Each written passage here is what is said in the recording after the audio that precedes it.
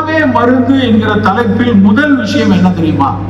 இந்த உணவை மருந்தாக கொள்ள வேண்டும், உணவை மருத்துவமாக வைத்துக் கொள்ளணும், ஒரு எதிர்ப்பு ஆற்றலை கொடுத்து ஒரு காப்பு செய்தியை செய்யும் உணவாக இருக்க வேண்டும் என்றால் நண்பர்களே, முதலில் உணவை நாம் நம் கைப்பட சமைக்க வேண்டும்.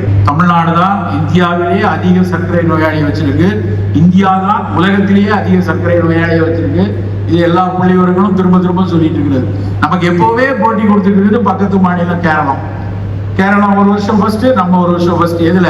டயபெட்டிக் நம்பர்ல. நம்ம 2 வரையும் விட்டா மேல மகாராஷ்டிரா, பஞ்சாப் அங்க எல்லாம் சர்க்கரை கூடிக்கிட்டு இருக்கு. இது எல்லாருக்கும் தெரிந்தது. தெரியாத வருத்தப்படக்கூடிய ஒரு விஷயம், புற்றுநோயிலும் நாம் கூடிக்கொண்டிருக்கிறோம். இந்த அரங்குக்குள்ள இங்க நுழையும் போது ஒரு குட்டியா சிவப்பு கதலியை முதலில் நான் பார்க்கிறேன். அந்த இடத்துல மட்டி பழம் மாதிரி இருக்கு, ஆனா சிவப்பு கலர்ல இருக்கு. எனக்கு மட்டி சின்னதா இருக்குன்னு தெரியும். அதனுடைய பெருமையை நாகர்கோயில்ல நாங்க ரொம்ப தோவாளையில போய் வாங்கி பண்றோம். ஆனா அந்த சிவப்பு கலர்ல நான் பார்த்ததில்லை. அங்க திருச்சி அந்த ஆராய்ச்சி இதுல ஒரு ஓரமா அந்த சிவப்பு கலர்ல இருந்துச்சு. நான் போய் அருகாமையில போய் அதை தொட்டு பார்த்துக்கிட்டேன். அது ஒரு சன்ன செங்கதலி அப்படின்னு அந்த பேரு. சன்னமா இருக்குனால குட்டியா செங்கதலி அப்படின்னு போட்டிருக்காங்க. ஏன்னா அந்த சிகப்பு கலர்ல இருக்கக்கூடிய பழத்தை பார்த்தாலே எனக்கு ரொம்ப சந்தோஷம் வந்துடும். ஏன்னா சிகப்பு நிறம் இருக்கு இல்லையா, அது ஏசியன் பெயிண்ட்ஸ்ல அடிச்சிருக்காங்க.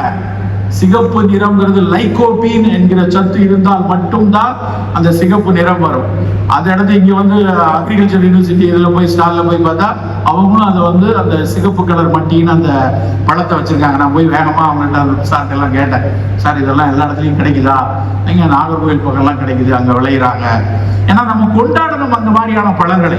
அப்படி ஒரு பழம் இருக்கு, அந்த சிவப்பு கலர்ல குட்டி பழம் இருக்குன்னா ஊரே கொண்டாடணும். நம்ம போய் வெளிநாட்டுல இருந்து கிவி பழத்தை வாங்கி வச்சுக்கிட்டு அந்த ஊர்ல இருந்து அவக்கோடா ரொம்ப நல்லதுங்க, HDL கூட்டுங்க, 350 ரூபா ஒரு பழம். உண்மைதான், அந்த அவக்கோடா மிகச்சிறப்பான பழம், வாங்கலாம். எத்தனை பேரால வாங்க முடியும்? அப்ப இந்த மாதிரியான ஒருவேளை இந்த சின்ன செங்கதலி பழத்துல இருக்கக்கூடிய லைகோபீன், சிகப்பு நிறம், லைகோபீன் இருக்கு அப்படின்னாலே அது ஒரு ஃப்ரீ ரேடிக்கல் ஸ்கேவெஞ்சர். செல்லுகளுக்கு இடையில இருக்கக்கூடிய அழுக்கை வெளியேற்றக்கூடிய தன்மை இருந்தா தான் அந்த சிகப்பு நிறம் இருக்கும். மாதுளையில் இருக்கக்கூடிய அந்த சிகப்பு மாதுளையா இருக்கட்டும், மிளகாவத்தல்ல இருக்கக்கூடிய சிகப்பு நிறமா இருக்கட்டும், மாப்பிள்ளை சம்பா அரிசியில இருக்கக்கூடிய சிகப்பு நிறமா இருக்கட்டும், மதுரையின் வைகை காற்று அறையில் இருக்கக்கூடிய தில்லை நாயகம் சிகப்பு அரிசி அதுவா இருக்கட்டும், ரத்தசாலி அப்படிங்கிற சிவப்பு அரிசியா இருக்கட்டும், அத்தனை சிகப்பு நிறமும் லைகோபீன் தான். மிகச்சிறப்பான ஒரு அறிமுகத்தை கொடுத்து வாழ்த்தி அமர்ந்திருக்கின்ற மருத்துவர் சித்தர் ஐயா அவர்களுக்கு முதற்க நன்றியை தெரிவித்துக் கொள்கிறேன். இந்த மிக அருமையான நிகழ்ச்சியை மிகச் சிரமம் எடுத்து ஆகச் சிறப்பாக அமைத்திருக்கக்கூடிய தமிழ்நாடு அரசினுடைய வேளாண் வணிகத்துறை ஒரு கடந்த 2 நாட்களாக இங்கே மிகச் சிறப்பாக நடைபெற்றுக் கொண்டிருக்கிற இந்த அரங்கை பார்க்கும் பொழுது நான் சில நிமிடங்கள் தான் இப்போ பார்த்தேன். இதுக்கு பின்னால் எவ்வளவு பெரிய உழைப்பு இருக்கும் அப்படிங்கிறது உண்மையிலேயே மனதுக்கு அவ்வளவு மகிழ்ச்சியாக இருக்கிறது. இதை மிகச் சிறப்பாக செய்து கொண்டிருக்கின்ற அந்த தமிழ்நாடு அரசின் வேளாண் மற்றும் வேளாண் வணிகத்துறை அதிகாரிகள் அத்தனை பேருக்கும் வாழ்த்துக்களையும் நன்றியையும் தெரிவித்துக் கொள்கிறேன். இங்கே ஒரு ஞாயிற்றுக்கிழமை காலை பொழுதுல, ஒரு ஞாயிற்றுக்கிழமை என்றாலே காலை பொழுதை நம்ம மிக தாமதமாக தொடங்கக்கூடிய நகர்ப்புற வாழ்க்கை, அந்த வாழ்க்கையில காலை பொழுதிலும் இத்தனை பேர் வந்திருக்கிறது. அந்த அரங்கில் நிறைய பேர் இருந்து பல்வேறு அரங்குகளை பார்வையிட்டுக் கொண்டிருக்கக்கூடிய மக்களை நினைக்கும் போது மிக மிக மகிழ்ச்சியாக இருக்கிறது. உங்கள் அத்தனை பெரியோர்கள், தாய்மார்கள் அத்தனை பேருக்கும் இனிய காலை வணக்கங்களை தெரிவித்துக் கொள்கிறேன். நண்பர்களே, எனக்கு ரொம்ப வந்ததிலிருந்து எனது தந்தையாரின் ஞாபகமாகவே இருக்கிறது. ஏனென்றால் இந்த அரங்கிற்குள் நுழைந்த உடனே நான் சந்தித்தவர்கள் எல்லாருமே விவசாயத்துறையினுடைய அதிகாரிகள்.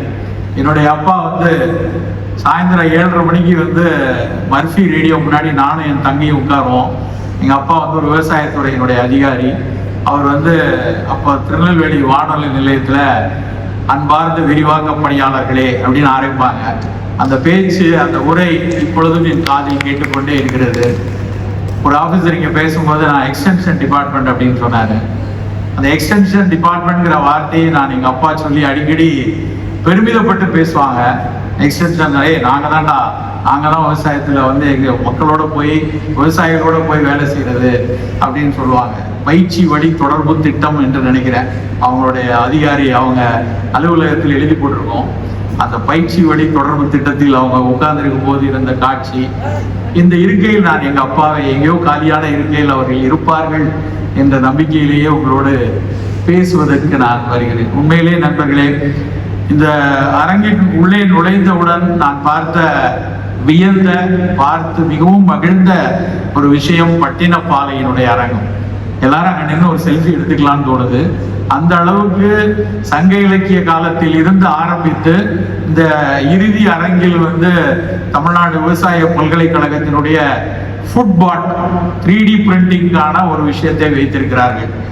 அதுதான் அங்கிருந்து ஆரம்பித்து நாங்கள் இங்கு வந்திருக்கிறோம் என்பதை சொல்வதற்கான ஒரு அரங்கு. இத்தனை சிறப்பாக ஒரே தளத்தில் இப்படி பார்க்க முடியும் என்று நான் இதுவரை பார்த்ததில்லை. பட்டினப்பாலையில உணவு பாதீடு பற்றி நான் படித்திருக்கிறேன். உணவை எப்படி பங்கிட்டாங்க, எப்படி வணிகம் செய்தாங்க, மிளகு எப்படி இருந்து போச்சு, காவிரி பூம்பட்டினத்தில் உணவு சோழ நாட்டினுடைய அந்த பட்டினத்து பெருமையை பேசுவதுதான் பட்டினப்பாலை. அதில் எப்படியெல்லாம் உணவு பயிராக்கப்பட்டு வணிகம் செய்யப்பட்டது, அறம் சார்ந்த வணிகமாக எப்படி செய்யப்பட்டது என்று நமக்கெல்லாம் அந்த அங்காடி என்கிற வார்த்தையை சொன்ன ஒரு அரங்கு அந்த நூல் பட்டினப்பாலை. அந்த இடத்துல ஆரம்பிச்சிருக்கோம் நம்ம. ஆனா இந்த இடத்துல கடைசி இந்த லாஸ்ட் ஸ்டால்ல அந்த ஃபுட்பாட்டை பார்க்கும்போது நான் ஒரு ஓராண்டுக்கு முன்னாடி நெதர்லாந்தில் இருக்கக்கூடிய வேனிகன் யூனிவர்சிட்டிக்கு போயிருந்தேன். அந்த வேனிகன் அக்ரிகல்ச்சர் ஃபுட் ரிசர்ச்ல நெதர்லாண்டில் இருக்க அந்த பல்கலைக்கழகம் மிக கோலோச்சக்கூடிய பல்கலைக்கழகம். நிறைய நம்மூர் விவசாய பட்டதாரிகள், நம்மூர் ஃபுட் டெக்னாலஜி பட்டதாரிகள்லாம் அங்க பல்வேறு ஆராய்ச்சியாளர்களாக இருந்து கொண்டிருக்கிறார்கள். அவர்கள் என்னிடம் கூட்டு சென்று ஒன்னொன்னா எக்ஸ்பிளைன் பண்ணாங்க, இப்படி எல்லாம் போயிட்டு இருக்கு அப்படின்னு சொல்லி. கொஞ்சம் ரொம்ப மிரட்சியோடையே நான் பார்த்து கொண்டிருந்தேன். இதெல்லாம் இந்தியாலேயும் வருமா அப்படிங்கிற மாதிரி.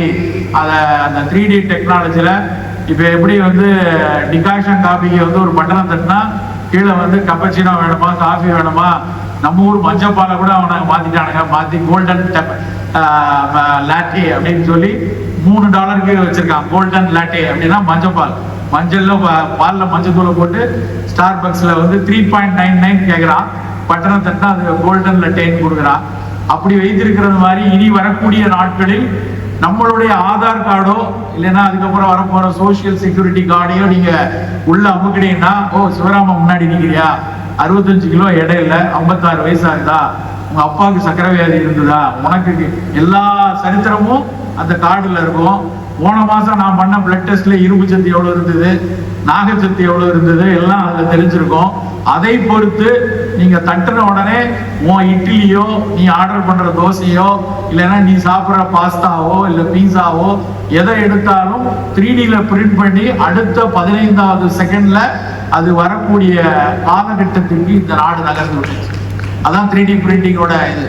அந்த பக்கம் பட்டினப்பாலையை பார்த்து விட்டு இந்த பக்கம் நான் அந்த 3D பாட்டை பார்க்கும்போது ஒரு உணவு எங்கெல்லாம் எப்படியெல்லாம் போய்கொண்டிருக்கிறது என்று பார்க்கிறேன். பல நாடுகளுக்கு பயணிக்கக்கூடிய வாய்ப்பு கிடைச்சதுனால ஒவ்வொரு நாடுகளில் பார்க்கும் பொழுதும் உணவு குறித்த பார்வை ஒவ்வொரு நாட்டிலும் எப்படியெல்லாம் இருக்கிறதுன்னு பிரமித்து போய் பார்த்திருக்கிறேன். நேற்றைய முந்தைய தினம் தான் நான் 20 நாட்கள் அமெரிக்க நாட்டில் இருந்து விட்டு நேற்று முந்தைய தினம் தான் வந்தேன். ஒரு விஷயத்தை சொல்லிவிட்டு ஆரம்பிக்க வேண்டும் என்று தோன்றுகிறது. நண்பர்களே, நான் அமெரிக்காவினுடைய கிழக்கு கடற்கரையினுடைய தென் கிழக்கு கடற்கரையில் இருக்கக்கூடிய ஹூஸ்டன் நகரில் இருந்து ஆரம்பித்து அந்த Houston, Dallas, New York, Boston, Omaha, San பிரான்சிஸ்கோன்னு கிட்டத்தட்ட அமெரிக்காக்குள்ளேயே 10,000 கிலோமீட்டருக்கு மேலே பயணித்து ஒரு 10-12 நகரங்களிலாவது நான் இருந்திருப்பேன் ஒரு 16 நாட்கள்ல.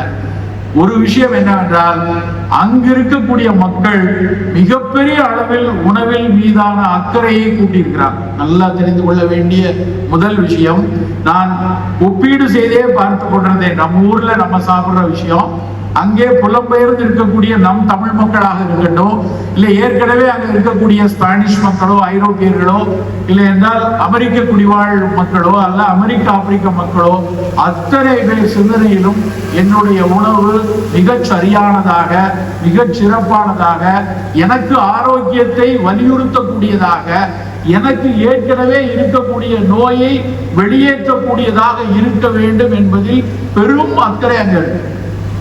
ரொம்ப தெளிவா சொல்றேன். அந்த பெரும் அக்கறை நம்மிடம் இருப்பதை விட அதிகமாக இருக்கிறது.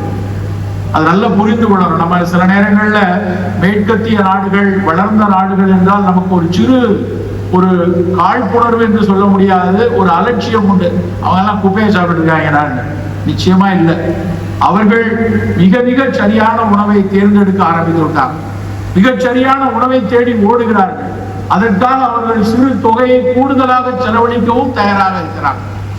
நம்ம இன்னும் மாற வேண்டும் என்று மறுபடி எனக்கு தோணும்.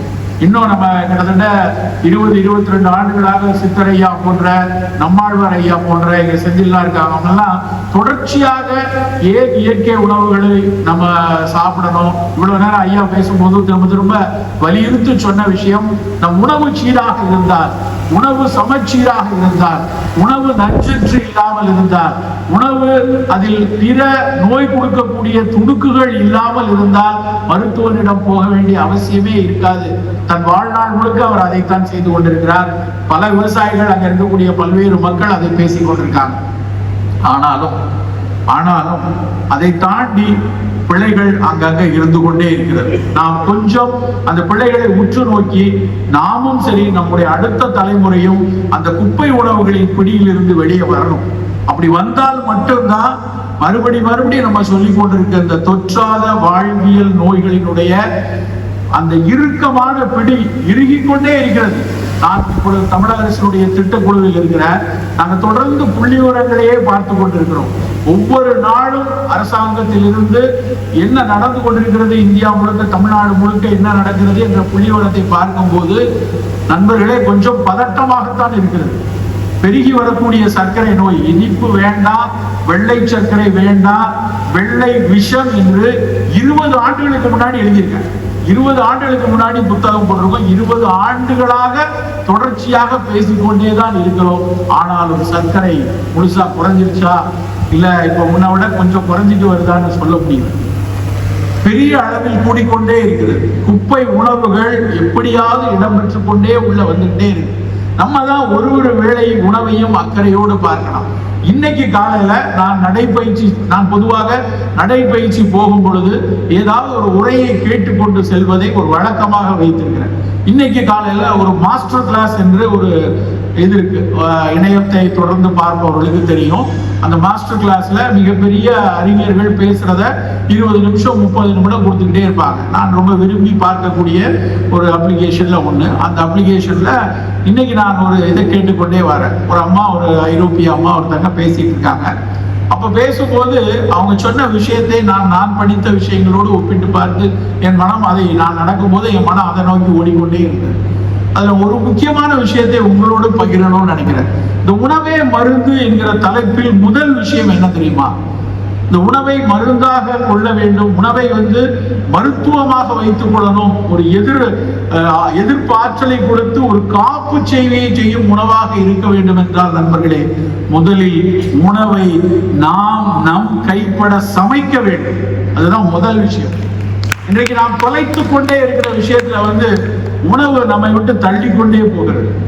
எதை எடுத்தாலும் நம்ம பணத்தை நேரா டக்குன்னு எடுத்துட முடியுமா? வங்கியில போன் பண்ணா எண் 1 அழுத்தவும், எண் 3 அழுத்தவும், எண் 9 அழுத்தவும், அப்புறம் உங்க இது கட்டாயிடுச்சு அப்படின்னு சொல்லிட்டு பதட்டமான அளவுல வர்ற அளவுக்கு எப்படி அது தள்ளி போய்விட்டதோ அதே மாதிரி உணவும் நம்மை விட்டு தள்ளி போய் கொண்டே இருக்கிறது. உணவை நம்ம கையால் புழங்கக்கூடிய காலத்தில் இருந்து விலக நமக்கும் உணவுக்குமான ஒரு தொடர்பு, நடுவில் அறமற்ற வணிகம் உள்வருவதற்கான பல சிக்கல்களை உருவாக்குகிறது நண்பர்களே. இது ரொம்ப ஆழ்ந்து யோசித்துதான் இந்த வார்த்தையை நான் சொல்றேன். சின்ன பிள்ளைல எங்க அம்மா மார்க்கெட்டுக்கு கூட்டு போவாங்க. நான் ஒரு கூடையை பிடிச்சிட்டு போவேன், கையை பிடிச்சிட்டு கூட்டு போவாங்க. வெண்டைக்காயை ஏன் ஓரத்தில் உடைச்சு பார்த்து வாங்கணும், தேங்காயை எதுக்கு தட்டி பார்த்து வாங்கணும், கத்திரிக்காயில அந்த காம்பு பக்கத்தில் கையை அமைக்கி பார்த்தா அது மென்மையா இருக்கா, அது பிஞ்சு கத்திரிக்காயா இருக்கா, புடலங்காயில உன் நகத்தை வச்சு கோடு போட்டா ஈரமா வருதா, இப்படி சின்ன சின்ன விஷயங்களை கற்றுக் கொடுத்திருக்கிறார்கள். ஆனால் அது ஒரு உணவின் மீதான ஒரு சிறு அன்பை கொடுத்ததும், அதுக்கப்புறம் சமைக்கும் போது அதை தொட்டு அதை கட் பண்ணும் போதோ இல்லை அதை சீராக்கும் போதோ அதில் நடக்கக்கூடிய விஷயத்தை பார்க்கும்போது, இன்றைக்கு அந்த மாஸ்டர் கிளாஸ்ல பேசும்போது சொன்ன விஷயம் எனக்கு யாரும் உணவை கையில் நாம் தொட்டு சமைத்து அதை சரியான உணவை பரிமாற வேண்டும் என்று நினைக்கும் போது மட்டும்தான் நண்பர்களே நம்முடைய ஐம்புலன்களும் அதோடு தொடர்பு இருக்கு. நல்லா யோசிச்சு பாருங்க. அந்த உணவினுடைய மனம், அந்த உணவினுடைய அந்த உணவுப் பொருள், வெங்காயமா இருக்கட்டும், இல்லை கத்திரிக்காயா இருக்கட்டும், இல்லை புலால் கோழிக்கறியா இருக்கட்டும், என்ன இருக்கட்டும், அதை தொட்டு உழங்கும் போது நம்முடைய 5 புலன்களுக்கும் அந்த உணர்வு நமக்குள்ள வரும். ஸ்விக்கியில் ஆர்டர் பண்ணா வருமா? ஜொமேட்டோல ஆர்டர் பண்ணா வருமா? பட்டனை தட்டி எனக்கு வேண்டிய குப்பை உணவை விருந்து உணவு என்று நினைத்து வாங்கி சாப்பிடக்கூடிய கூட்டம் கூடிக்கொண்டே இருக்கு.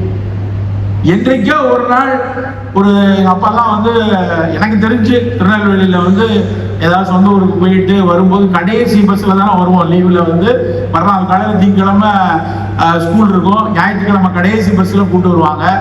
ராத்திரி இறங்கும் போது 9:30 மணி இருக்கும்போது எங்க அம்மா அப்படியே எங்க அப்பா முகத்தை பார்ப்பாங்க. எங்க அப்பா புரிஞ்சுக்கிட்டு சரி சரி வா நீ தோசையை வாங்கி கொடுக்குறேன் அப்படின்னு ஹோட்டல்ல ஒரு மன அழுத்தத்தோடு ஹோட்டலுக்கு கூப்பிட்டு போவாங்க. இந்த தோசைக்கு 1000 ரூபா கொடுத்து தோசை வாங்குறது போய் வீட்டில் போய் ஒரு 5 நிமிஷம் செய்ய முடியாது உனக்கு அப்படின்னு சொல்லுவாங்க. ஆனால் அம்மாவுக்கு வேதனையா இருக்கும். அவ்வளோ கஷ்டப்பட்டு வேலையை வச்சு ராத்திரியில் ஒரு நிமிஷம் சாப்பிட்டுட்டு போனா எங்களுக்கெல்லாம் கொண்டாட்டமா ராத்திரியில் ஹோட்டல்ல போய் சூடா தோசை கொடுத்தாங்க. அவ்வளவுதான் இருந்துச்சு. 6 மாதத்துக்கு ஒரு முறை என்னைக்கோ ஒரு ஹோட்டல்ல வழி இல்லாமல் வீட்டில் போனால் அது எதுவும் உணவு இருக்காதுங்கிறதுக்காக வாங்கி கொடுக்கக்கூடிய உணவா இருந்துச்சு. இன்றைக்கு பெரும்பாலான வீடுகளில் நகர்ப்புறங்கள்ல என்னால் உறுதியா சொல்ல முடியும், சென்னை மாதிரியான நகர்ப்புறங்கள்ல சனிக்கிழமை ஆனா ரோட்ல போக முடியாத அளவுக்கு பின்னாடி சிவப்பு கலர் பெட்டியை வச்சுக்கிட்டு சர்வ பொருள்னு பைக்ல அங்கேயும் இங்கேயும் உணவை எண்ணி கொண்டு போகிறார். 7 மணிக்கு அவர்கள் அந்த சாலையில் போற கூட்டம் இரவு 1 மணியை தாண்டி அந்த மக்கள் போறதை பார்க்கும் போது எனக்கு என்ன தோணுதுன்னா, சனிக்கிழமை ராத்திரினாலே எல்லார் வீட்லயும் விருந்துதானா? எல்லார் வீட்லயும் யாரும் ஆர்டர் பண்ணி நாங்க கம்பங்கூழ் கொடுங்க அப்படின்னு ஆர்டர் எவனும் பண்றது இல்லை. வாங்குறதெல்லாம் டோனட் வாங்கலாமா, ஸ்பகெட்டி வாங்கலாமா, ஒரு கிரானுலா பாஸ்தா வாங்கலாமா அப்படின்னு ஆர்டர் பண்ணி சாப்பிட்டுட்டு இருக்காங்க. இல்லைன்னா அது இல்லைன்னா மிட் நைட் பிரியாணி 2 மணிக்கு பிரியாணியை வாங்கி வச்சு ராத்திரியில் சாப்பிடக்கூடிய ஒரு பழக்கம் உண்டு. நண்பர்களே, நாம் நோயை வரவழைத்துக் கொண்டிருக்கிறோம். நாமளே நான் எழுதும் அடிக்கடி சோசே சூம்பாங்க. ஒரு இங்கிலீஷ்ல அதெல்லாம் அப்ரிவேஷன் இருக்கும், தமிழ்லையும் ஒரு அப்ரிவேஷன் இருக்கு. சோ சே சூ, சொந்த செலவுல சூனிய வைக்கிறது. அதுதான் இந்த மாதிரி ஆர்டர் பண்ணி சாப்பிட்டு நம்ம பொருட்கள் நம்ம உடம்பை கெடுக்கக்கூடிய தன்மையில் இருக்கிறோம். நம்மளே ரொம்ப ரொம்ப கவலைக்குரிய விஷயமாக இருக்கிற ஒரு விஷயம் என்ன அப்படின்னா, சர்க்கரை வியாதியில நம்ம தான் கூட இருக்கோம். நிறைய பேருக்கு தெரியும், தமிழ்நாடு தான் இந்தியாவிலேயே அதிக சர்க்கரை நோயாளியை வச்சிருக்கு. இந்தியா தான் உலகத்திலேயே அதிக சர்க்கரை நோயாளியை வச்சிருக்கு. இது எல்லா புள்ளிவர்களும் திரும்ப சொல்லிட்டு இருக்கிறது. நமக்கு எப்பவே போட்டி கொடுத்துருக்கிறது பக்கத்து மாநிலம் கேரளம் ஒரு வருஷம் ஃபர்ஸ்ட், நம்ம ஒரு வருஷம் ஃபர்ஸ்ட். எதுல? டயபெட்டிக் நம்பர்ல. நம்ம 2 பேரையும் விட்டா மேல மகாராஷ்டிரா, பஞ்சாப் அங்க எல்லாம் சர்க்கரை கூடிக்கிட்டு இருக்கு. இது எல்லாருக்கும் தெரிந்தது. தெரியாத வருத்தப்படக்கூடிய ஒரு விஷயம், புற்றுநோயிலும் நாம் கூடிக்கொண்டிருக்கிறோம். இந்தியா அதிக அளவில் புற்றுநோயாளிகளை கொண்ட ஒரு நாடாக உலக அளவில் வர ஆரம்பித்திருக்கிறது. தமிழகத்திலும் புற்றுநோய்களினுடைய எண்ணிக்கை கூடிக்கொண்டிருக்கிறது. நிறைய புற்றுநோய்களை சிகிச்சை செய்யக்கூடிய மருத்துவர்களை நான் சந்திக்கும் போதெல்லாம் கேட்பேன், இந்த அளவுக்கு கூட்டம் இருக்க, நீங்க பெரிய பெரிய புற்றுநோய் மருத்துவமனைகள்ல போய் பார்த்தீங்கன்னா அட்மிஷனுக்கு இடம் கிடைக்காது. கீமோதெரப்பி கொடுக்கணும்னா அந்த 4 மணி நேரம் மட்டும் அட்மிஷன் பண்ணிட்டு மீதி நேரம் வெளியேறியாவது போயிருங்க. ஏன்னா எங்களுக்கு அடுத்த ஆள் காத்துல இருக்கு, அடுத்த ஆள் அதுல வரக்கூடிய வருமானம் வேற, சும்மா உங்களை வச்சுட்டு இருக்க முடியாதுன்னு சொல்லி அனுப்பிட்டு இருக்காங்க பெரிய பெரிய புற்றுநோய் மருத்துவமனைகள். அந்த அளவுக்கு புற்றுநோய் மருத்துவமனை கூட்டம், பேய் கூட்டம் எல்லா இடத்துலயும் இருக்கு.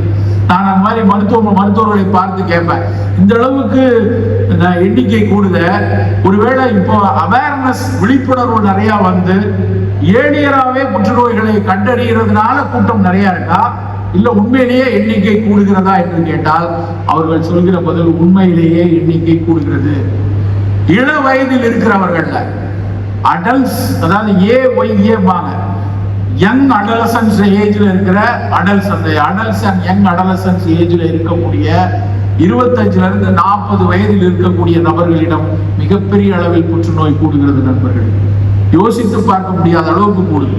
என்ன காரணம், எதனால கூடுது அப்படின்னு பார்த்தா, பல இடத்துல அவங்க என்ன எழுதுறாங்க, காசஸ் அன்னோன், என்ன காரணம் என்று தெரியவில்லை. ஆனால் பெரும்பாலும் 85% காரணம் உணவாலும் சூழலில் நடக்கக்கூடிய பல்வேறு மாசுக்களாலும் என்று சொல்றாங்க. என்ன அர்த்தம்? 85% ஆஃப் இந்த ரீசனுக்கு வந்து உணவாக இருக்கலாம் அப்படின்னு இப்போதைக்கு சொல்றாங்க. உணவுதான் சொல்றது கொஞ்ச நாள் ஆகும். 85% சுற்றுச்சூழல்ல இருக்கக்கூடிய மாசுக்களும் உணவும் இருக்கலாம் அப்படின்னு சொல்றாங்க. அப்ப எவ்வளவு அக்கறையா இருக்கணும் நம்ம யோசிச்சு பாருங்க. இன்றைக்கு இந்த அங்காடிகளை நாம் வந்து சும்மா போய் ஒரு வணிக அங்காடியாக பார்க்க போவதில் வந்து அர்த்தம் இல்லை. நான் இன்னைக்கு பார்த்த உடனே நான் இங்க உட்கார்ந்துட்டு இருக்கிற ஒரு 15-20 பேருக்கு மெசேஜ் போட்டேன். எவ்வளவு சிரமம் எடுத்து அங்க வச்சுட்டு இருக்காங்க. இந்த அரங்குக்குள்ள இங்க நுழையும் போது ஒரு குட்டியா சிவப்பு கதலியை முதலில் நான் பார்க்கிறேன். அந்த இடத்துல மட்டி பழம் மாதிரி இருக்கு, ஆனா சிவப்பு கலர்ல இருக்கு. எனக்கு மட்டி சின்னதா இருக்குன்னு தெரியும். அதனுடைய பெருமையை நாகர்கோயில்ல நாங்க ரொம்ப தோவாளையில போய் வாங்கி பண்றோம். ஆனா அந்த சிவப்பு கலர்ல நான் பார்த்ததில்லை. அங்க திருச்சி அந்த ஆராய்ச்சி இதுல வந்து ஒரு ஓரமா அந்த சிவப்பு கலர்ல இருந்துச்சு. நான் போய் அருகாமையில போய் அதை தொட்டு பார்த்துக்கிட்டேன். அது ஒரு சன்ன செங்கதலி அப்படின்னு அந்த பேரு. சன்னமா இருக்குனால குட்டியா செங்கதலி அப்படின்னு போட்டிருக்காங்க. ஏன்னா அந்த சிகப்பு கலர்ல இருக்கக்கூடிய பழத்தை பார்த்தாலே எனக்கு ரொம்ப சந்தோஷம் வந்துடும். ஏன்னா சிகப்பு நிறம் இருக்கு இல்லையா, அது ஏசியன் பெயிண்ட்ஸ்ல அடிச்சிருக்காங்க. சிகப்பு நிறம்ங்கிறது லைகோபீன் என்கிற சத்து இருந்தால் மட்டும்தான் அந்த சிகப்பு நிறம் வரும். அந்த இடத்துல இங்க வந்து அக்ரிகல்ச்சர் யூனிவர்சிட்டி இதுல போய் ஸ்டால்ல போய் பார்த்தா அவங்களும் அதை வந்து அந்த சிகப்பு கலர் மட்டின்னு அந்த பழத்தை வச்சிருக்காங்க. நான் போய் வேகமா அவங்கள்ட்ட சார்ட்ட எல்லாம் கேட்டேன், சார் இதெல்லாம் எல்லா இடத்துலையும் கிடைக்குதா? எங்க நாகர்கோவில் பக்கம்லாம் கிடைக்குது, அங்க விளையிறாங்க. ஏன்னா நம்ம கொண்டாடணும் அந்த மாதிரியான பழங்களை. அப்படி ஒரு பழம் இருக்கு, அந்த சிவப்பு கலர்ல குட்டி பழம் இருக்குன்னா ஊரே கொண்டாடணும். நம்ம போய் வெளிநாட்டுல இருந்து கிவி பழத்தை வாங்கி வச்சுக்கிட்டு அந்த ஊர்ல இருந்து அவக்கோடா ரொம்ப நல்லதுங்க, HDL கூட்டுங்க, 350 ரூபா ஒரு பழம். உண்மைதான், அந்த அவக்கோடா மிகச்சிறப்பான பழம், வாங்கலாம். எத்தனை பேரால வாங்க முடியும்? அப்ப இந்த மாதிரியான ஒருவேளை இந்த சின்ன செங்கதலி பழத்துல இருக்கக்கூடிய லைகோபீன் சிகப்பு நிறம், லைகோபீன் இருக்கு அப்படின்னாலே அது ஒரு ஃப்ரீ ரேடிக்கல் ஸ்கேவெஞ்சர். செல்லுகளுக்கு இடையில இருக்கக்கூடிய அழுக்கை வெளியேற்றக்கூடிய தன்மை இருந்தா தான் அந்த சிகப்பு நிறம் இருக்கும். மாதுளையில் இருக்கக்கூடிய அந்த சிகப்பு மாதுளையா இருக்கட்டும், மிளகாவத்தல்ல இருக்கக்கூடிய சிகப்பு நிறமா இருக்கட்டும், மாப்பிள்ளை சம்பா அரிசியில இருக்கக்கூடிய சிகப்பு நிறமா இருக்கட்டும், மதுரையின் வைகை காற்று அறையில் இருக்கக்கூடிய தில்லை நாயகம் சிகப்பு அரிசி அதுவா இருக்கட்டும், ரத்தசாலி அப்படிங்கிற சிவப்பு அரிசியா இருக்கட்டும், அத்தனை சிகப்பு நிறமும் லைகோபீன் தான். லைகோபீன் வந்து ஆண்களுக்கு புரோஸ்டேட் என்லார்ஜ்மெண்ட் ஆகி புரோஸ்டேட் வந்து ஒருவேளை அது பினைனா இல்லாம ஒரு கேன்சர் புரோஸ்டேட்டா வந்துச்சுன்னா படு சிக்கல். அது அந்த கேன்சர் புரோஸ்டேட்டா வராமல் தடுப்பதற்கு அந்த லைகோபீன் என்கிற அந்த இளஞ்சிவப்பு நிறமிச்சத்து பயன்படுகிறது நண்பர்களே. இதை கொடுத்து உடனே அதை குணப்படுத்த நான் சொல்ல வரல. அப்ப தினம் சோத்துக்கு ரத்தசாலியோ தில்லை நாயமோ வச்சுட்டு அதோட சேர்ந்து வந்து ஒரு நல்ல மாதுளை பழச்சாறு சாப்பிட்டு கொண்டு ஆசையாக இந்த செங்கதலி, அந்த சன்ன செங்கதலியோ அந்த சன்ன செந்தட்டிமா அந்த பழமும் சாப்பிட்டு நாம் அன்றாடம் எடுத்துக்கொண்டு வந்தால் அது ஒரு பாதுகாப்பை தருமா தராதா? அதைத்தான் நம்ம திரும்ப திரும்ப வலியுறுத்தி சொல்றோம். நம்மை சுற்றி எத்தனை பழங்கள் இருக்கு, எத்தனை காய்கறிகள் இருக்கு. இந்த இடத்துல நான் பார்த்தேன், இப்போ பார்த்துட்டு இருந்தேன், கலாக்காய் இருக்கு. கலாக்காயை வந்து நம்ம ரொம்ப ஒரு பெருசா கொண்டாடுறது இல்லை. ஆனா கலாக்காய் எவ்வளவு பயனானது. அதுல இருக்கக்கூடிய சிறு துவர்ப்பும் அதுல இருக்கக்கூடிய சிறு புளிப்பும் மருத்துவ குணமுடையது. நாம வந்து இந்த மாதிரி நம்ம ஊர் காய்கறிகளையும் நம்ம ஊர் பழங்களையும் நிறைய கொண்டாட தவறிவிட்டோம் நண்பர்களே. இங்க இருக்கக்கூடிய விவசாயிகள் நிறைய பேர் அரங்குல சின்ன சின்ன அரங்கில் இந்த விவசாய வணிகத்துறையினுடைய உதவியோடு FPOட உதவியோடு வச்சிருக்காங்க. அவங்க எல்லாரும் என்ன பெரிய பெரிய கோடீஸ்வரங்களா? வெளியே எல்லாத்துலயும் ஜக்குவார் காரை நிறுத்திட்டு வந்து உட்கார்ந்துருக்காங்க. அவ்வளவு பேரும் வணிகத்தில் மிகப்பெரிய அளவில் வெற்றி பெறலைன்னா அதுக்கு அடிப்படை காரணம் நாம் தான். அவர்களை கொண்டாட தவறியவர்கள் நாம். அப்படி வேலை செய்யறாங்க, அப்படி ஒரு பொருள் கொண்டு வராங்கன்னா அதை நாம் பயன்படுத்தி நம்முடைய மக்களிடம் பயன்படுத்த சொல்லி அன்றாட எடுத்துட்டு போனா இது மேல வரும். இந்த வேலை மற்ற இடங்கள்ல நிறைய நடக்குது. உலகம் நான் ஒரு secret of deep blue zone அப்படின்னு ஒரு டாக்குமெண்ட்ரி இருக்கு, அப்படின்னு தான் பாருங்க. கண்ட திரைப்படத்தை போய் பார்த்துட்டு இருக்கோம். Secret of deep blue zone, David ஃபிஷர்னு ஒருத்தர் நெட்ஃபிளிக்ஸ்ல போட்டிருக்காரு.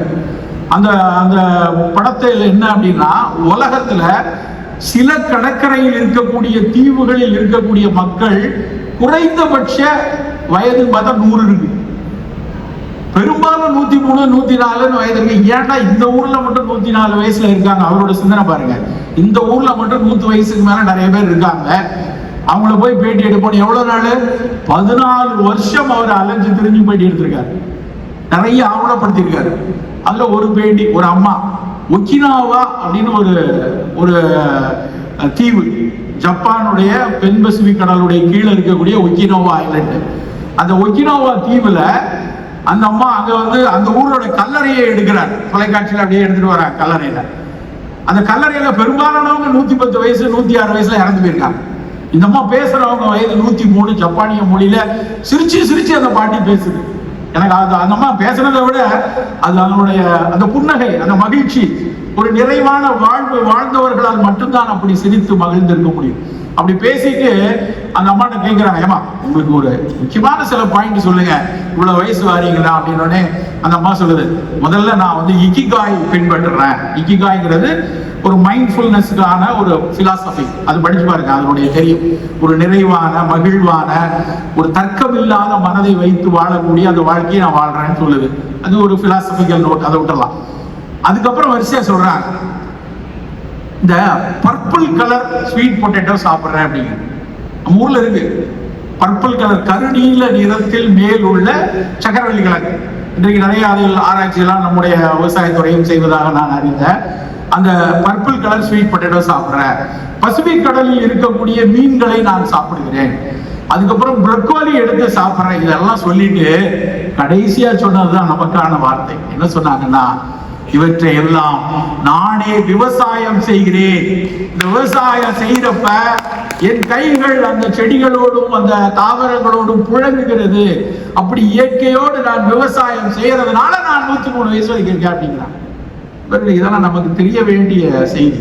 நம்ம எல்லாரும் உடனே 4 ஏக்கர் இடம் எல்லாம் வாங்கி நாம விவசாயம் பண்ண வேண்டியதில்லை. நானும் என் மனைவியும் எங்கள் வீட்டு மாடியில, சென்னையில ஒரு மொட்டை மாடியில ஒரு 300 சதுர அடியில தினமும் காய்கறியோடு நாங்க புழங்குறோம். ஒரு வெண்டைக்காய் வளர்க்குறோம், அவரைக்காய் வளர்க்குறோம், கத்திரிக்காய் வளர்க்குறோம், தக்காளி பழம் வளர்க்குறோம். தினம் அதை எடுத்து அதில் ஒரு ஆனந்தம் இருக்கிறது.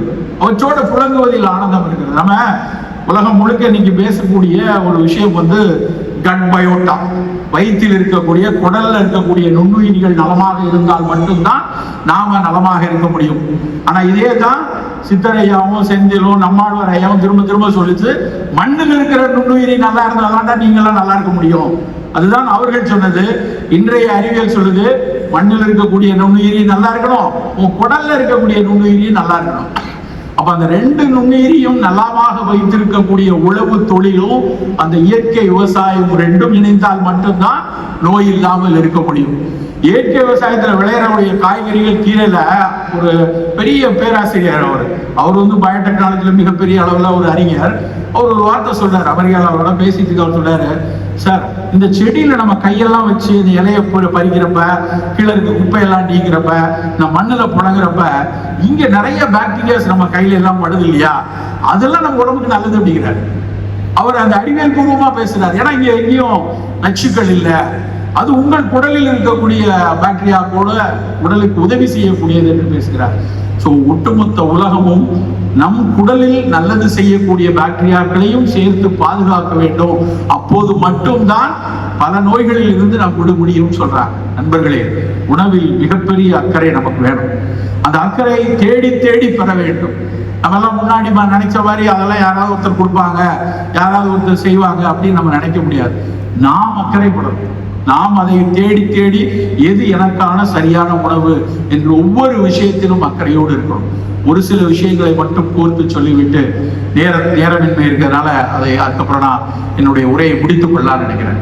முதல் விஷயம், நாங்கள் சித்த மருத்துவராக அடிக்கடி சொல்லக்கூடிய விஷயம், 6 சுவையுள்ள உணவும் நம் உடலுக்கு அவசியமானது. 6 சுவையும் அவசியம். சார் நீங்க இனிப்பே சாப்பிடாதீங்கன்னு ஊரா பேசிட்டு இருக்கீங்க, அப்ப இனிப்பு சுவை வேண்டாம்னா வேண்டாமா அப்படின்னு கேட்டா, இனிப்பு சுவை நான் வேணாம்னு சொல்லல, வெள்ளை சக்கரை தான் வேணாம்னு சொல்றோம். வெள்ளை சர்க்கரையே இனிப்பு சுவை என்று நாம் தான் முட்டாள்தனமா மனதில் ஏற்றிக் கொண்டோம். இனிப்பு சுவையுள்ள எத்தனையோ பழங்கள் இருக்கு, அற்புதமான பழங்கள். ஒரு கொய்யாவோ, பப்பாளியோ, ஆப்பிளோ, இவ்வளவு நேரம் பேசுற ஒரு செங்கதிலியோ, இது மாதிரி எல்லா பழங்களும் இனிப்பு சுவை உள்ளதான். இனிப்பு தான் உடலை வளர்க்கும், திசுக்களை வளர்க்கும். அது வளரக்கூடிய பிள்ளைகளுக்கு வளர்ந்து வரக்கூடியவங்க, மெலிந்து இருக்கக்கூடிய பிள்ளைகள், உடலை வலுவாக்க வேண்டியவர்களுக்கு, உடனடியா எனர்ஜி வேணும்னு நினைக்கிறவங்களுக்கு பழங்கள், இனிப்பு சுவை மிக மிக அவசியம். எங்கெல்லாம் இனிப்பை எடுக்கணும்னு நினைக்கிறோமோ அங்க அந்த மாதிரி இனிப்புகளை எடுக்கணும். அவன் விளம்பரத்துல ஸ்வீட் எடு கொண்டாடு அப்படின்னு சொல்லலாம், ஸ்வீட் எடு திண்டாடுன்னு சொல்லலாம். உண்மையிலேயே கொண்டாடணும்னா கசப்பெடு கொண்டாடு என்று சொல்லணும். எந்தெந்த உணவுல எல்லாம் கசப்பு இருக்கிறதோ அந்த கசப்புள்ள உணவுகள் உடல் உறுதிக்கும் நமக்கு கொடுக்காது. ஏன் சித்த மருத்துவத்தில் நிலவேம்பை அந்த அளவுக்கு கொண்டாடுறோம்? இயற்கை மருத்துவம் ஏன் வேம்பை அந்த அளவுக்கு கொண்டாடுகிறது? அந்த நிலவேம்பிலும் வேம்பிலும் இருக்கக்கூடிய கசப்பு தான். ஆங்கிலத்தில் பிட்டர்ஸ் அப்படிம்பாங்க, ஆயுர்வேதத்தில் பஞ்ச திக்தம் அப்படிம்பா. நாங்கள் ஐம்பெரும் கசப்பும். அந்த ஐம்பெரும் கசப்புனா வேம்பு, நிலை வேம்பு, மலை வேம்பு, சிவனார் வேம்பு, சர்க்கரை வேம்பு, இதுதான் அந்த 5 கசப்பு. அந்த 5 கசப்பில் உடலில் இருக்கக்கூடிய பல ஆட்டோ இம்யூன் டிசீசஸ், அதாவது என்ன காரணம் என தெரியாமல் உள்ளுக்குள்ள தானாக அலட்சி ஏற்படுத்தக்கூடிய சொரியாசிஸா இருக்கட்டும், ருமட்டாய்டு ஆர்த்ரைட்டிஸா இருக்கட்டும், எஸ்எல்இயா இருக்கட்டும், பல ஆட்டோ இம்யூன் டிசீஸ் இன்றைக்கு, அதுவும் கோவிட் காலத்துக்கு அப்புறம் நிறைய ஆட்டோ இம்யூன் டிசீஸ் வருது. முதல் மருந்து கசப்பு தான். உணவில் கசப்பை தொடர்ச்சி அடைக்கணும். பாவக்காய் கசப்பு, கோவக்காய் கசப்பு, சுண்டக்காய் கசப்பு, வெந்தயம் கசப்பு, ஏதாவது ஒரு வகையில் அந்த கசப்பை எடுத்துக்கொண்டே இருக்கணும். இனிப்பை கொண்டாடணும். கசப்பு மீது நமக்கு கசந்தல் அப்படின்னாலே ஒரு மனக்கசப்பு என்று சொல்றதுனால அதை ஒரு தாழ்வா நினைச்சிட்டோம். அது வேற. கசப்பு கொண்டாடப்பட வேண்டிய உணவு, துவர்ப்பு கொண்டாடப்பட வேண்டிய உணவு. துவர்ப்பு என்றால் பல பேருக்கு துவர்த்தல் என்றால் தெரியல. தமிழறிஞர்களுக்கு தெரியும் துவர்த்தல் என்றால் உலர்தல், ட்ரை. அவசியமில்லாத சுரப்புகளை உலர வைக்கக்கூடிய தன்மை துவர்த்தலுக்கு உண்டு.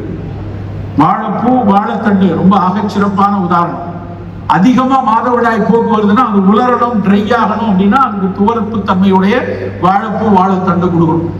நிறைய இங்க வாழைப்பூ சார்ந்த பல்வேறு மதிப்பு கூட்டப்பட்ட உணவுகள் வைத்திருக்கிறாங்க. தேடி வாங்கணும். நம்ம அவற்றை நாம் பயன்பாட்டில் கொண்டு வரணும். அந்த உணவுகள் நமக்கு பல்வேறு நல பயனை கொடுக்கும். இனிப்பை குறைச்சிக்கோங்க, உப்பை குறைத்துக் கொள்ளுங்க. நம்ம நிறைய ஆஹா அந்த காலத்திலே உப்பில்லாத மண்டம் குப்பையிலே சொல்லிட்டா அதனால உப்பு அள்ளி போட்டுட்டு இருக்கோம். உலகத்திலேயே மிக அதிகமாக உப்பு சாப்பிடுற கூட நம்ம தான். உலகத்துல அவன் 4 கிராம் போதுங்கிறான். ஒரு நாளைக்கு தேவை 4 கிராம் உப்பு. நம்ம சாப்பிடுறது 8 கிராம். யோசிச்சு பாத்தீங்க. அதனாலதான் சர்க்கரை வியாதிக்காரர்களுக்கு வரக்கூடிய சிறுநீரக கோளாறு உலகத்திலே இந்தியாவில் அதிகம். ஏன்னா சர்க்கரை கட்டுப்பாடு இல்லாமல் இருக்கும் போது முதலில் பாதிக்கப்படக்கூடிய உறுப்பு சிறுநீரகமும் இதயம் தான். அது அதிகமா இந்தியாவில் சிறுநீரக செயலிழப்பு நோய்கள் பெருக்கெடுத்து ஓடுது. காரணம் மிக அதிக அளவு உப்பை சிறு வயதிலிருந்தே நாம் எடுத்துக்கொண்டிருக்கிறதுனால. சோ இனிப்பையும் உப்பையும் குறைத்து கசப்பையும் துவர்ப்பையும் கூட்டணும். இது நமக்கான ஒரு டேக் ஹோம் மெசேஜ். இந்த அரங்கில் இருந்து நீங்கள் வெளியே செல்லும் பொழுது, என்னுடைய உணவுல நான் கொஞ்சம் கசப்பு குறைவா எடுத்துட்டு இருக்கேன், இனிமேல் கொஞ்சம் கூட்டிக் கொள்ளணும் என்று இந்த அரங்கை விட்டு நீங்கள் விளம்பினீங்கன்னா அது இந்த தமிழ்நாடு அரசினுடைய வேளாண் வணிகத்துறைக்கு கிடைத்த ஒரு சிறு வெற்றி என்று எடுத்துக்கொள்ளலாம். கசப்பு துவர்ப்பை கூட்டிக் கொள்ளுங்க. புளிப்பு காரம் மிதமா இருக்கும். மிக அவசியமான பொருள் தான் புளிப்பையும் காரம். புளிப்புல நிறைய புளிப்பு இருக்கு. தக்காளி பழம்னா ஆக்சாலிக் ஆசிட், எலுமிச்சை பழம்னா சிட்ரிக் ஆசிட், குடம்புளி அப்படின்னா ஹைட்ராக்சி சிட்ரிக் ஆசிட், வெறும் புளினா டாட்டாரிக் ஆசிட். இன்னும் இங்க இருக்கக்கூடிய பழங்களில் இருக்கக்கூடிய ஒவ்வொரு புளிப்பிலும் அந்த புளிப்பு சுவையை சிட்ரிக்கோட சேர்ந்து பல கனிமங்கள் இருக்கும். கூட மெக்னீசியம் இருக்கும், கால்சியம் இருக்கும், சிங்க் இருக்கும். இதெல்லாம் சேர்ந்துதான் பல பழங்கள். நாங்கள் பழங்களை கொண்டாடுவதற்கு காரணம் அது நேரடியா ரெடிலி அவைலபிள் டானிக். வள்ளலார் பழங்களை வணங்குங்கள் என்கிறார், கும்பிடுங்க. மிகப்பெரிய அது ஒரு பூமியிலிருந்து அத்தனை சத்துக்களை எடுத்துக்கொண்டு மேல வச்சிருக்கு. நாவலை கொண்டாடணும். நம்ம நவாப்பழத்தை இந்த நாட்டிற்கே பேர் ஜாமன் ஐலண்ட் அப்படின்னு சொல்லுவாங்க. ஜாமுன் ஐலண்ட் பேர் ஒரு காலத்துல.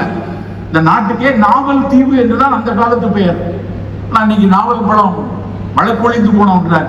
கொஞ்சம் அந்த சீசன் நேரத்தில் கொஞ்சம் ஹைபிரிடைஸ்டு நாவல் கிடைக்குது.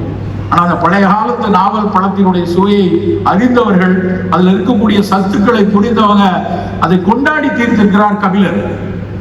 கபிலர் அந்த காலத்துல எத்தனை வகை நாவல்களை அவர் பட்டியலிடுறார். அந்த நாவல்ல இருக்கக்கூடிய சிறு இனிப்பு, சிறு புளிப்பு, அதோடு ஒட்டி இருக்கக்கூடிய அந்த விதையின் மேல இருக்கக்கூடிய மேல் உரையில் உள்ள சிறு துவர்ப்பு, இது எல்லாமே மருத்துவ குணமுடையது. கண்ணுசாமி பிள்ளை என்று ஒரு சித்த வைத்தியர் இருந்தார், தஞ்சாவூர்கார். அவர் ஒரு புத்தகம் சீச்சாவத் ரத்ன தீபம்னு ஒரு புத்தகம், அதுல வந்து நாவல் கொட்டை மாத்திரை அப்படின்னு ஒரு மாத்திரை உண்டு. ஆடுதுனா பழச்சரையும் நாவல் கொட்டையும் வச்சு சர்க்கரை வியாதிக்கான ஒரு மருந்தை அவர் எழுதியிருப்பார். இன்றைக்கு அதை ஆய்ந்து கொண்டிருக்கிறார்கள் எப்படியெல்லாம் அது பயன்படுகிறது என. எதுக்கு நான் சொல்றேன்னா, வெளிநாட்டு பழங்கள் தான் வேணும்னு இல்லை. எனக்கு பார்க்க இந்த அரங்குகளை பார்க்க ஒரு சின்ன ஏக்கம் மேலோங்குகிறது. என்னன்னா, இதை எப்படி வணிகப்படுத்தி கொண்டாடணும். நம்ம எங்க ஊர்ல தான் டிராபிக்கல் ஐலண்ட்ல மட்டும்தான் இவ்வளவு ஃப்ரூட்ஸை பார்க்க முடியும். நீங்க சுவிட்சர்லாந்துல போனா இவ்வளவு பழம் இருக்குமா? அங்க 4 பழம் தான். ஸ்ட்ராபெரி இருக்கும், விண்டர்ல வரக்கூடிய சில பெரி வகைகள் இருக்கும். இந்த 4 அரங்கில் போய் பாத்தீங்கன்னா கிட்டத்தட்ட 400 வகை வைத்திருக்கிறார்கள். அப்ப இவ்வளவு பழங்கள் விளையிற இடத்தை நம்ம கொண்டாட வேண்டாமா? அதை மதிப்பு கூட்டி விற்பனை செய்வதாக இருக்கட்டும், அப்படியே அதை வெளிநாடுகளுக்கு எடுத்து செல்வதாக இருக்கட்டும், தினம் தினம் இதை சாப்பிட சொல்லி நம்ம ஊர் மக்கள் சாப்பிடட்டும். நீங்க உலகத்துல எல்லாம் வெளிநாட்டு கொண்டு போகணும்னு அவசியம் இல்லை. 4.5 கோடி மக்கள் இந்த பழங்களை சாப்பிட்டா நம்ம நாட்டில் சப்ளை பண்ணதுக்கு மரம் கிடையாது. ஆனால் நமக்கு அதை பற்றிய ஒரு புரிதல் இல்லாமல் இருக்கிறது. நண்பர்களே, இந்த அரங்கில் அத்தனை வந்திருக்கக்கூடிய விவசாயிகளாக இருக்கட்டும், அதை வணிகப்படுத்தக்கூடிய வணிகர்களாக இருக்கட்டும், அதை மேம்படுத்தி கொண்டு வர வேண்டும் என்பதற்காக பணி செய்து கொண்டிருக்கக்கூடிய ஆய்வறிஞர்களாக இருக்கட்டும், இல்ல இதை மக்களுக்கு எடுத்து சொல்ல வேண்டும் என்பதற்காக வந்திருக்கக்கூடிய விவசாயத்துறையினுடைய அலுவலர்களாக இருக்கட்டும், நாம் அனைவரும் சேர்ந்து ஒரு இயக்கமாக செயல்பட வேண்டும். ஒரு இயக்கமாக செயல்பட்டு எதற்காக நாம் குதிரைவாலியை நம்ம முன்னிறுத்துறோம், எதற்காக இந்த பழங்களை முன்னிறுத்துறோம், எதற்காக நாம் இதை வந்து தினசரி நம் அடுத்த குழந்தைகளுக்கு, நம் அடுத்த தலைமுறைகளுக்கு இதை எடுத்து செல்ல வேண்டும். இப்படி எல்லாம் செய்தால்தான் வரக்கூடிய தலைமுறை ஆரோக்கியமான தலைமுறையாக வரும் என்பதை உறுதியாக சொல்ல வேண்டும். நண்பர்களே, நாம் பல வகையில் வளர்ந்து கொண்டிருக்கிறோம். உலகத்தில் இன்றைக்கு எந்த துறை எடுத்தாலும், நான் எழுதி தருகிறேன், எந்த துறை எடுத்தாலும் அதில் மிகப்பெரிய அளவில் முன்னணியில் இருப்பது நம் தமிழர்கள். எந்த சந்திக்கக்கூடிய எந்த அரங்கு போனாலும், டெஸ்லா போனா அதனுடைய ஹெட் அவர் தான் இருக்காரு, கூகுள் போனா உங்களுக்கு தெரியும் சுந்தர் பிச்சை, எந்த அமேசான், எத்தனையோ பெரு நிறுவனங்கள் எல்லாத்திலையும் தலைமை இடத்தில் தமிழர்கள் இருக்கிறாங்க. தமிழர்கள் அவங்க நகர்ப்புறத்திலிருந்து வந்தவங்க கிடையாது. பல பேர் கிராமத்திலிருந்து வந்தவர்கள், பல பேர் ஊர் பெயர் அவர்கள் சொன்னதுக்கு அப்புறம் சிங்கமுனரினா தெரியுமா உங்களுக்கு? சிங்கம் மதுரைக்கு பக்கத்துல இந்த சிவகங்கை போற ரூட்ல அப்படின்னு சொல்றாரு. அவர் இருக்கிறவர் ஒரு கம்பெனியுடைய வைஸ் பிரசிடென்டா இருக்காரு. அவ்வளவு பெரிய நிறுவனத்திற்கு, பெரிய இடத்திற்கு அவர்கள் போயிருக்கிறார்கள் என்றால் இந்த மண் கடந்த 70 ஆண்டுகளாக கல்வியாளர்களை உருவாக்கியதுதான். பாரபட்சம் இல்லாத கல்வியாளர்களை உருவாக்கியது. எந்த விதமான பாரபட்சமும் இல்லாமல் என் மக்கள், என் நிலத்தில் இருக்க மக்கள், குறிப்பாக பெண்கள் படித்து வரணும் அப்படின்னு வந்ததனுடைய விளைவுதான் இன்னைக்கு உலகம் முழுக்க நம் மக்கள் இருக்கிறாங்க. அப்படியெல்லாம் இருக்கும் பொழுது நம் விவசாய துறையினுடைய இவ்வளவு நல்ல விஷயங்கள் இருக்கக்கூடிய இடத்தை இதில் ஒரு ஃபங்க்ஷனல் ஃபுட், ஐயா சொல்லும்போது சொன்னாங்க இல்லையா, இந்த ஃபங்க்ஷனல் ஃபுட் அது மட்டும் தான் வெல்னஸ்க்கு நகர்த்தும். இல்னஸ்ல இருந்து வெல்னஸ்க்கு நகர்த்தணும்னா ஃபங்க்ஷனல் ஃபுட் தான் முடியும். அந்த ஃபங்க்ஷனல் ஃபுட்டை நம்ம இங்கிருந்து எடுத்து செல்வதற்கு இந்த அரங்கை நிர்வகித்த அத்தனை மக்கள், இங்கே பெருவாரியாக வந்திருக்கக்கூடிய அறிஞர்கள், பொதுமக்கள் அத்தனை பேரும் இணைந்து பணியாற்றுவோம். உணவே மருந்து, அது தமிழ் மண்ணிலிருந்து இயற்கை வளத்தில் உருவாகிய ஒரு உணவு என்பதை உறக்கச் சொல்வோம் என்று கூறிக்கொண்டு வாய்ப்பளித்தமைக்கு நன்றி கூறி விடைபெறுகிறேன். வணக்கம்.